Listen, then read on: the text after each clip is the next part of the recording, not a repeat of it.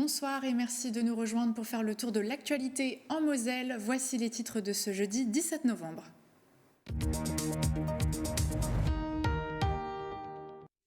J-1 avant le début des marchés de Noël, animations et autres événements de fin d'année. Ce jeudi, le département de la Moselle a dressé le programme complet des temps forts à ne pas manquer. On fait le point dans cette édition. Il ne fait pas souvent l'unanimité, mais reste le plus célèbre vin primeur de France. Le Beaujolais Nouveau est une tradition respectée depuis 1985. Et comme chaque année, il est dévoilé à la mi-automne. Cette année, arômes fruités sont à accompagner d'une planche de fromage et charcuterie. L'usine Saarstahl, 130 ans, est toujours sur les rails. Il s'agit de l'unique laminoir à rails de France. Le site industriel situé à Hayange a su s'adapter au fil du temps et va pouvoir se moderniser grâce à un nouveau plan d'investissement. La météo de demain sera plutôt grise et pluvieuse avec des températures fraîches entre 6 et 7 degrés en matinée. Idem l'après-midi avec des pluies qui risquent de s'intensifier et un thermomètre qui ne dépassera pas les 10 degrés. Si la crise touche une grande partie des Français, elle est d'autant plus dure pour les personnes qui étaient déjà en situation de grande pauvreté. En 2021, 938 600 personnes ont été accompagnées par le Secours catholique en France. D'ailleurs, depuis aujourd'hui, le rapport sur l'état de la pauvreté est consultable. Et pour en parler, Alexis Garnier est avec nous sur ce plateau. Bonsoir. Bonsoir à vous. Vous êtes le délégué du Secours catholique de Meuse-Moselle. Avant de vous donner la parole, on va faire le tour de l'actualité.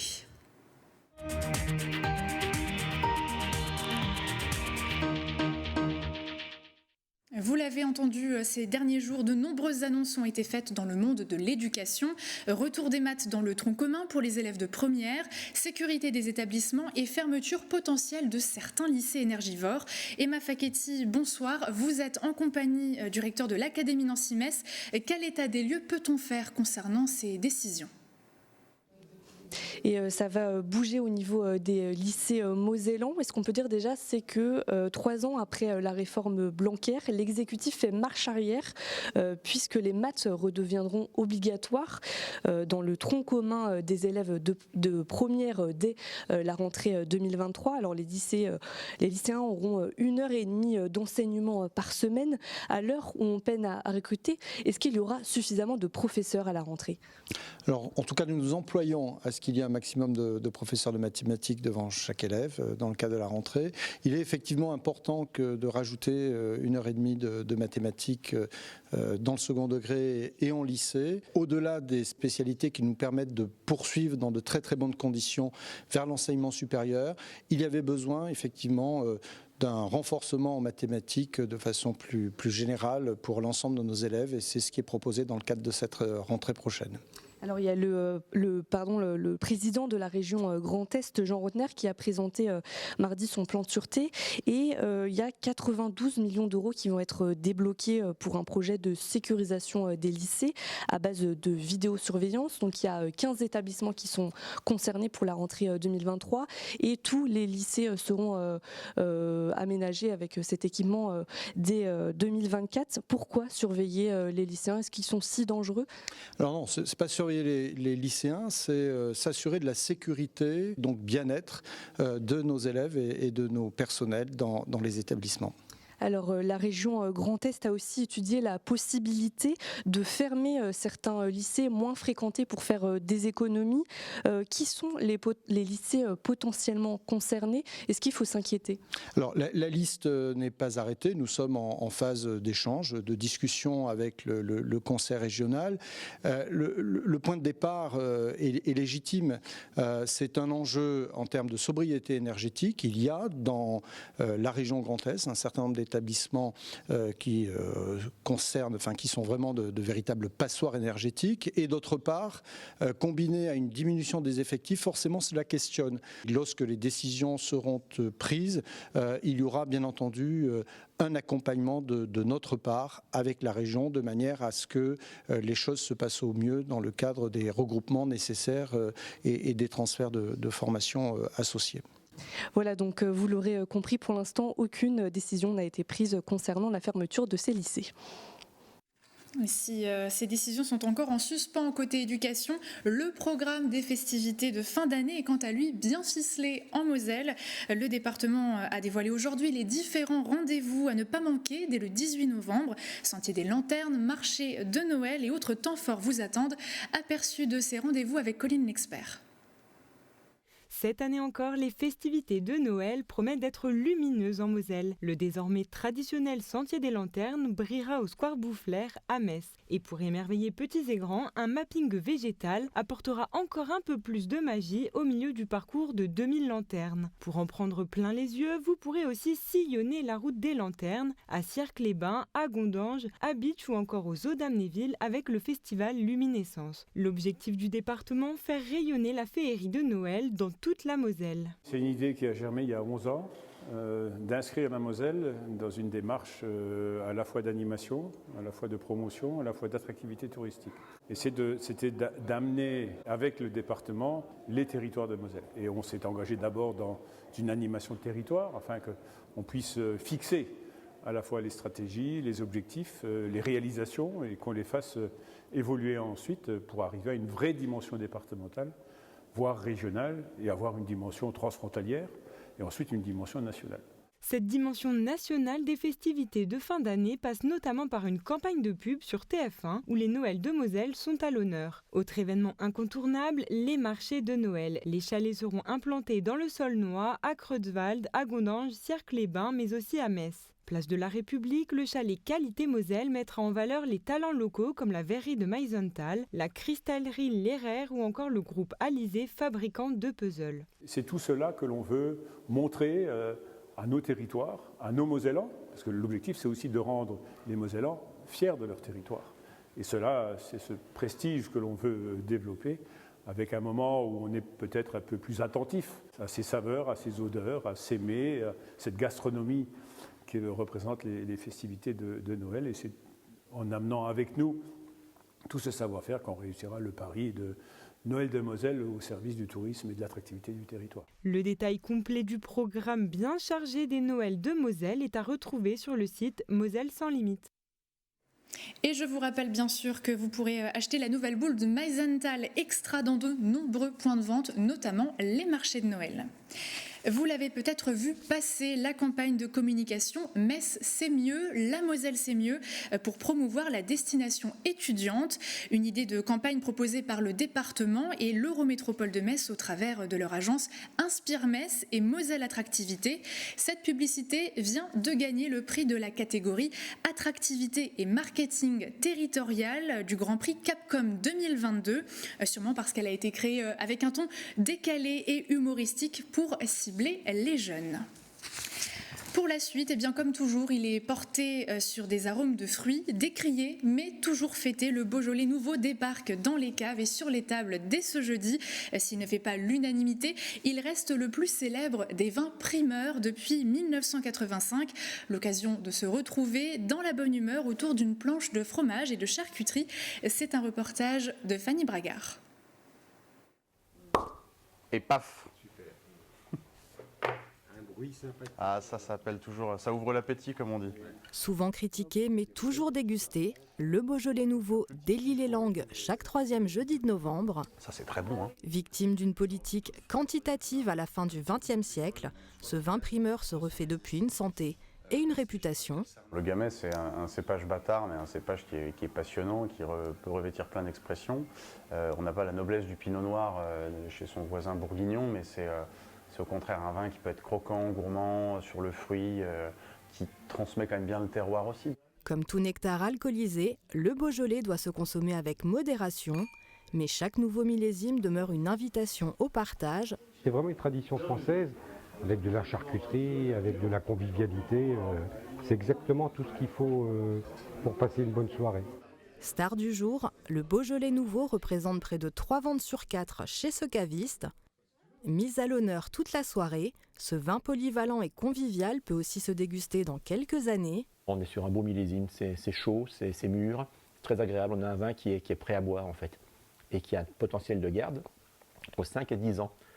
Effectivement, nous ce qu'on fait, on fait des verticales. Donc on conserve des Beaujolais nouveaux tous les ans, Et il n'y a pas longtemps, on a fait une verticale de ce domaine La Palud, sur 10 ans. Et je vous assure que le millésime il y a une dizaine d'années est absolument magnifique. Impatient de savourer cette cuvée 2022 avec ses clients, le patron de l'Acquis salue le savoir-faire des vignerons qui redonnent peu à peu ses lettres de noblesse au Beaujolais nouveau. Et vous l'avez vu, à consommer bien sûr avec modération. L'âge d'or de la révolution industrielle est déjà loin et pourtant l'usine Sarstahlreil à Hayange fête cette année ses 130 ans. Une longévité exemplaire due en partie à son adaptation au fil du temps. Dernièrement, elle s'est lancée dans la production de rails verts. Jean Milon vous explique tout. Vous êtes la seule entreprise en France, peut-être en Europe même, à fabriquer du rail vert, du rail qui vise à ne plus produire de carbone pour sa réalisation.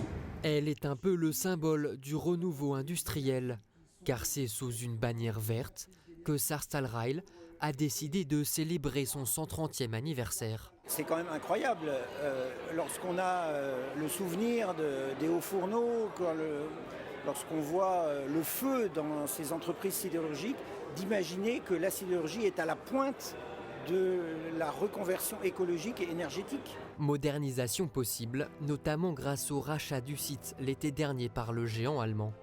Quelques 30 millions d'euros vont être investis en partie sur 5 ans, ici à Hayange. On a besoin de faire une vraie transition en termes de mobilité, en termes de façon de penser notre déplacement.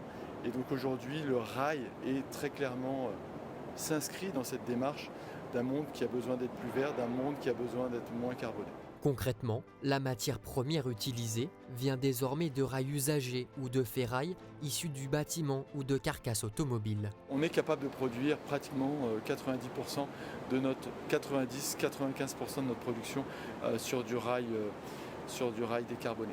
Aujourd'hui, on a encore des marchés où on ne peut pas aller avec du rail décarboné pour des questions techniques. Acteur de premier rang dans le développement économique local depuis 1892, Sarstahlreil est aujourd'hui encore précurseur dans son domaine. La locomotive de la nouvelle révolution, la révolution verte. On quitte le monde industriel pour la santé. Il n'y a pas que le Covid qui vient jouer les troubles faits depuis l'automne, la grippe aussi. Après un premier mois réservé au public fragile, la vaccination est ouverte à tous depuis le 15 novembre. Et pour inciter sa population à se protéger, la commune d'Amnéville propose à ses habitants de se faire vacciner gratuitement. Regardez. Ça va piquer un petit peu. Ne souffrant d'aucune pathologie grave, ces Amnévillois ont pourtant choisi de se protéger contre la grippe. Pour pas l'avoir. Voilà, tout simplement. C'est une habitude. Chaque année, à cette même période-là, j'ai choisi de me faire vacciner pour être préservée. Donc voilà, pour être en bonne santé, pourquoi pas éviter la grippe. Lancée par le docteur Kiefer en 1997, cette vaccination gratuite est devenue une tradition. C'est déjà la 26e édition. Effectivement, c'est pour faciliter la vaccination pour tous. Et effectivement, pour les 15-65 ans, la municipalité a souhaité effectivement d'offrir la vaccination pour vraiment qu'on ait un maximum de public au rendez-vous. Sans cette prise en charge de la municipalité, de nombreux habitants auraient sauté l'injection antigrippale, non remboursée par la sécurité sociale. J'ai pas de bon gratuit pour le vaccin, donc ici comme c'est organisé, je trouve que c'est pratique. Une campagne de prévention saluée par ce médecin bénévole qui rappelle que la grippe est responsable de 4 à 6 000 décès chaque année dans le pays. Prévenir, c'est guérir aussi en fait. Et ça permet aussi de casser la chaîne de la contamination. Les personnes âgées, les enfants, les personnes fragiles, si on est tous vaccinés, c'est mieux. Chaque hiver en France, le virus de la grippe touche entre 2 et 6 millions de personnes. Au-delà de la vaccination, le respect des gestes barrières permet de limiter sa propagation. Plein phare sur la culture maintenant avec notre chroniqueuse Alicia Iblot.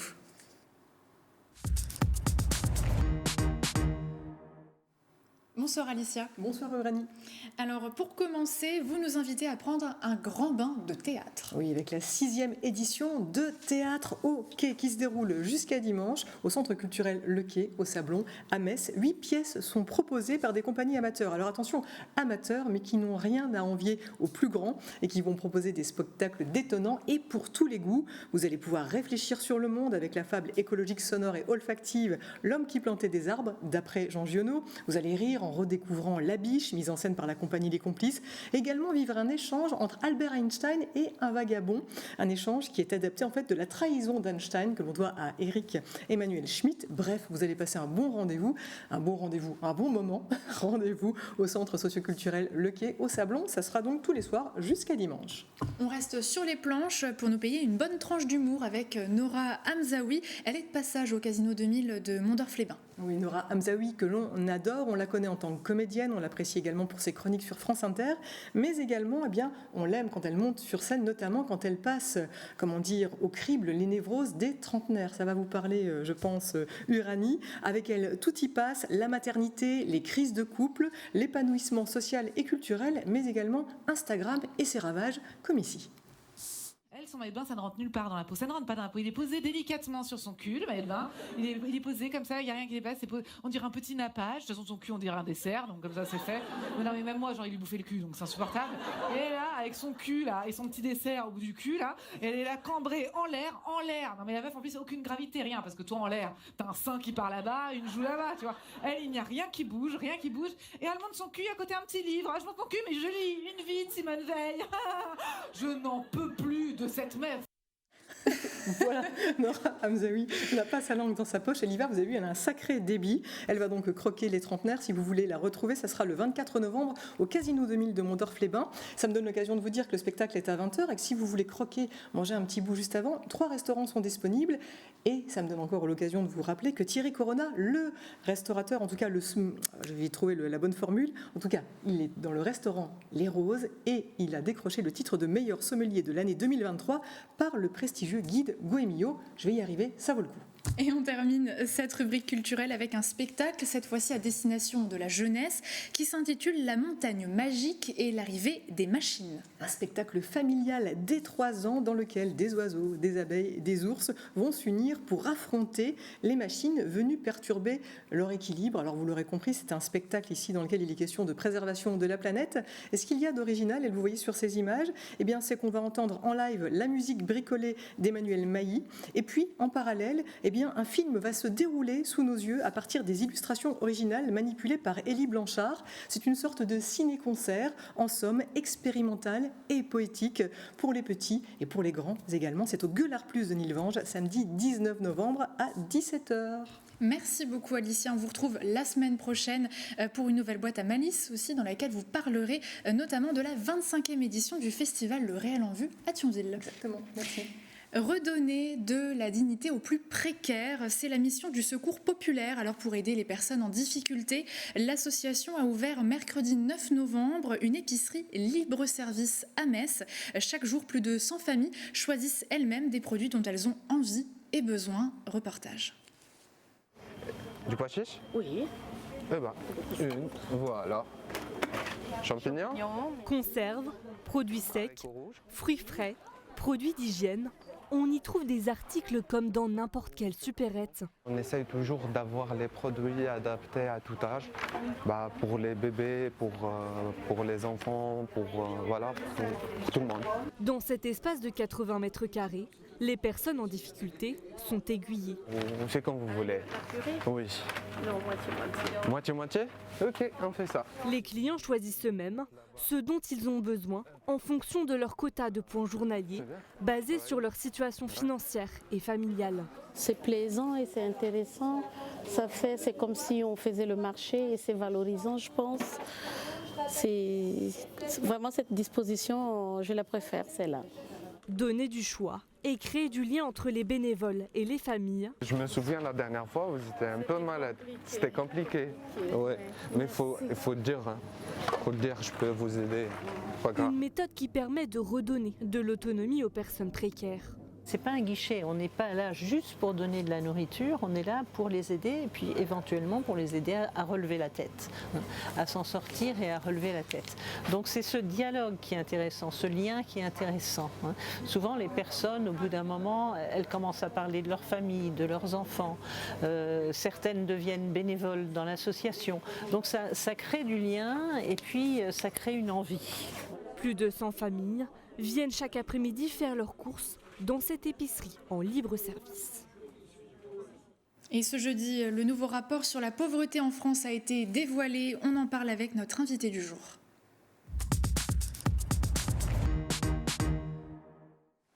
Alexis Garnier, bonsoir. Bonsoir. Le rapport sur l'état de la pauvreté en France est sorti, comme je le disais. Il s'agit des chiffres de 2021 pour 2022.